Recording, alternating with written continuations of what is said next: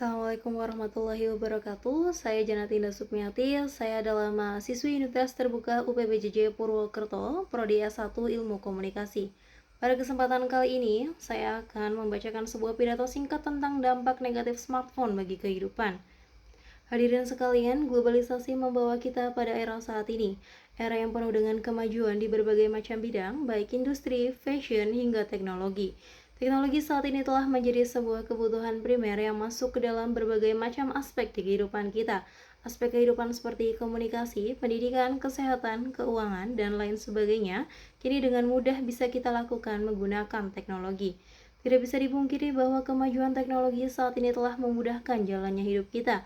Namun, bagaikan pisau bermata dua, kemajuan teknologi tidak hanya membawa dampak baik atau dampak positif saja, namun bisa membawa dampak buruk ataupun dampak negatif. Apa sajakah dampak tersebut dan bagaimanakah cara untuk mencegah dan menghindari dampak tersebut? Hal inilah yang akan saya bahas. Hadirin sekalian, teknologi saat ini seakan-akan telah menguasai manusia. Segala sesuatu dapat dilakukan dengan mudah dan cepat menggunakan teknologi. Dan ini tentu saja membuat semua orang sulit terlepas dari candunya teknologi. Ponsel pintar ataupun smartphone yang kita miliki merupakan salah satu bukti dari kecanggihan teknologi saat ini. Apa yang kita rasakan saat memiliki smartphone?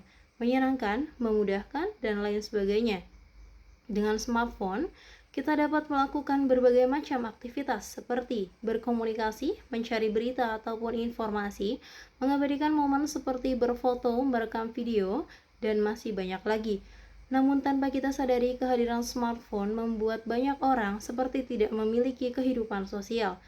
Bahkan orang-orang ataupun anak-anak yang lebih memilih asyik memainkan layar pintar dibandingkan berinteraksi dengan orang lain. Hal ini akan berpengaruh pada tumbuh kembang psikis dan juga emosi pada anak.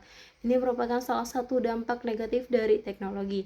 Dengan menggunakan smartphone, kita memang dapat berkomunikasi dengan mudah ke semua orang tanpa batasan jarak maupun waktu, mendekatkan individu dimanapun tanpa batasan jarak dan juga kapanpun tanpa batasan waktu.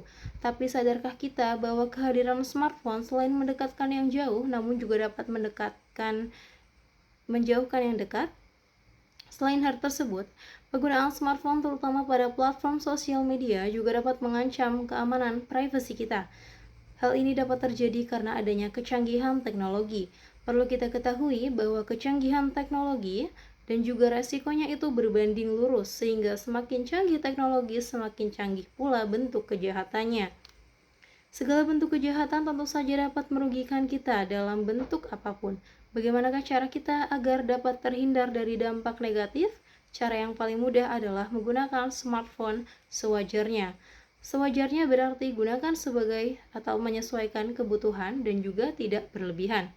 Ajarkanlah kepada generasi muda yakni anak-anak untuk dapat bersosialisasi, bermain bersama teman, dan juga berinteraksi dengan orang-orang.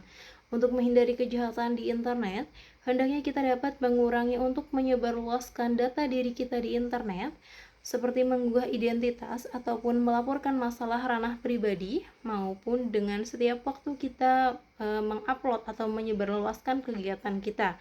Kita boleh saja melakukannya, namun kita harus pandai untuk memilih mana saja yang pantas untuk dipublikasikan dan juga mana saja yang tidak perlu. Sebab kita tidak akan pernah tahu seperti apa dan siapa kejahatan yang muncul dari kecanggihan teknologi tersebut. Teknologi merupakan hal yang sangat penting dan juga memudahkan hidup kita. Sulit bagi kita untuk melepaskan kecanggihannya. Untuk itu, jadilah individu yang bijak dan pintar dalam menggunakan teknologi. Jadilah kita sebagai orang yang mengendalikan teknologi dan bukan kita yang dikendalikan oleh teknologi. Demikian yang dapat saya sampaikan hari ini. Saya harap apa yang telah saya sampaikan bisa bermanfaat dan juga bisa dipraktekkan oleh kita semua. Mohon maaf apabila ada kesalahan dan juga penyampaian tutur kata. Wassalamualaikum warahmatullahi wabarakatuh.